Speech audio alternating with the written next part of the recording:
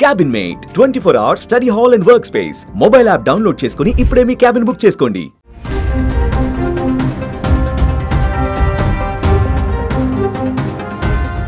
దాయాది దేశానికి ఎప్పటికీ గుర్తుండిపోయేలా గుణపాఠం చెప్పాలని ప్రతి ఒక్క భారతీయుడు బలంగా కోరుకుంటున్నాడు. ఈసారి కొట్టే దెబ్బకి ఇంకొకసారి పాకిస్తాన్ సైన్యం కానీ ఆ దేశం ఎగదోసే టెర్రరిస్టులు కానీ ఇండియా వైపు కన్నెత్తి చూడాలంటేనే ఒక్కొక్కడికి వణుకు పుట్టేలా ప్రతీకారం తీర్చుకోవాలంటున్నారు. ఇప్పటికే వివిధ రకాలుగా పాకిస్తాన్ పైన చర్యలు తీసుకుంటుంది భారత సర్కార్. పాక్ని దెబ్బ కొట్టేందుకు వ్యూహాత్మకంగా సింధు నది జలాలను ఆపేసింది. పహల్గాం ఉగ్రదాడి తర్వాత పాకిస్తాన్ బార్డర్లో సైనిక సన్నద్ధతని పెంచింది. దాంతో భారత్ కూడా తన బలగాలను సరిహద్దుల్లో మోహరిస్తోంది. బార్డర్లో ఏ క్షణం ఏమైనా జరగవచ్చనే అంచనాలు ఉన్నాయి. పహల్గాం ఉగ్రదాడితో దేశ సరిహద్దులో ఉద్రిక్తత వాతావరణం నెలకొంది. ఏ క్షణాన ఏం జరుగుతుందో తెలియని పరిస్థితులు నెలకొన్నాయి. సరిహద్దు వెంట పాక్ సైన్యం మరోసారి కవ్వింపు చర్యలకు పాల్పడింది. వరుసగా రెండవ రోజు కాల్పుల విరమణ ఒప్పందాన్ని ఉల్లంఘించింది. ఎల్ఓసి వెంబడి పలు ప్రాంతాలలో పెద్ద ఎత్తున కాల్పులకు పాల్పడుతోంది. దీంతో భారత సైన్యం సమర్థవంతంగా తిప్పికొడుతోంది. మొదట గురువారం రాత్రి పాక్ సైన్యం కాల్పులకు తెగబడగా భారత సైన్యం తిప్పికొట్టింది. అయితే అంతటితో ఆగకుండా రెండవసారి శుక్రవారం అర్ధరాత్రి కూడా పాక్ సైన్యం కాల్పులకు తెగబడిందని, భారత్ ఆ చర్యలను ధీటైన సమాధానం ఇచ్చిందని రక్షణ శాఖ అధికారులు వెల్లడించారు. ఈ ఘటనలో ఎలాంటి ప్రాణ నష్టం సంభవించలేదని, ఎవరికీ గాయాలు కాలేదని తెలిపారు.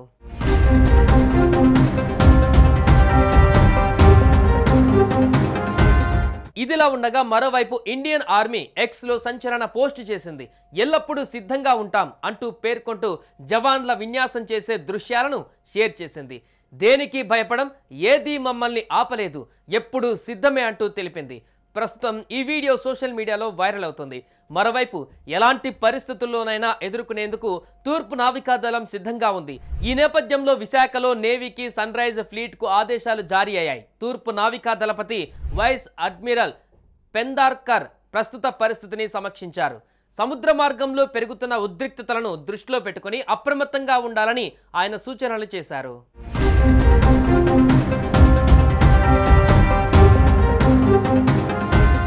అంతేకాదు, ప్రస్తుతం అత్యవసర పరిస్థితి నెలకొన్న నేపథ్యంలో యుద్ధ నౌకలు, సబ్మెరైన్లలో పనిచేస్తున్న సిబ్బందికి సెలవులు రద్దు చేసినట్టుగా తెలుస్తోంది. మరోవైపు సముద్ర తీర ప్రాంతాలలో భద్రతా బలగాల కదలికలపై తూర్పు నావికాదళపతి స్పెషల్ ఫోకస్ పెట్టారు.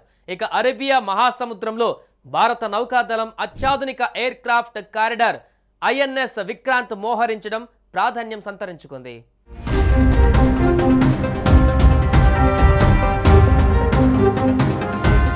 యుద్ధానికి భారత్ సన్నద్ధమవుతుంటే పాక్ మాత్రం వెనకడుగు వేస్తున్నట్టు కనిపిస్తుంది. అవును, భారత్ దెబ్బకి పాకిస్తాన్ దిగొచ్చింది. ఇండియా పాక్ ఉద్రిక్తత మధ్య పాక్ ప్రధాని షహబాజ్ నోరు విప్పారు. పహల్గాం దాడిపై తటస్థంగా పారదర్శకతతో దర్యాప్తు చేయడానికి సిద్ధంగా ఉన్నామని శనివారం షహబాజ్ షరీఫ్ ప్రకటించారు. సింధు జలాల ఒప్పందాన్ని రద్దు చేయడంపై ఆయన ఆందోళన వ్యక్తం చేశారు. పాకిస్తాన్కు వచ్చే సింధు నీటిని తగ్గించవద్దని కోరాడు.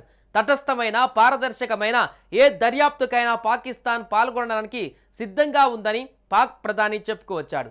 శాంతి మా ప్రాధాన్యత, అలాగే మా సమగ్రత, భద్రతా విషయంలో ఎప్పుడూ మేము రాజీ పడమని పాకిస్తాన్ ప్రధానమంత్రి అన్నారు.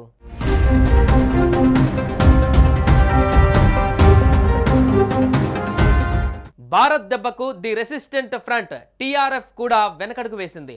పహల్గాం ఉగ్రదాడి ఘటనపై ఉగ్ర సంస్థ ది రెసిస్టెంట్ ఫ్రంట్ సంచలన ప్రకటన చేసింది. మొదట ఈ దాడి తమ పనే అని ప్రకటించుకున్న టీఆర్ఎఫ్ ఇప్పుడు మాట మార్చింది. పహల్గాంలో పర్యాటకులపై దాడి తమ పని కాదని తెలిపింది. ఈ మేరకు సంచలన ప్రకటన విడుదల చేసింది. ఈ సందర్భంగా భారత్పై తీవ్ర ఆరోపణలు చేసింది. మరోపక్క పాకిస్తాన్ ప్రధానమంత్రి షహబాజ్, పాకిస్తాన్ పీపుల్స్ పార్టీ చైర్మన్ బిలావల్ భుట్టో చేసిన వ్యాఖ్యలు మరింత రెచ్చగొట్టేలా ఉన్నాయి. ఉగ్రదాడికి ప్రతీకారంగా భారత్ దుస్సాహసానికి పూనుకుంటే ఎలా రక్షించుకోవాలో తెలుసంటూ పొగరబోతూ వ్యాఖ్యలు చేశారు. పహల్గాం ఘటనపైన నిష్పాక్షిక విచారణ జరిపితే సహకరిస్తామని షహబాజ్ పేర్కొన్నారు.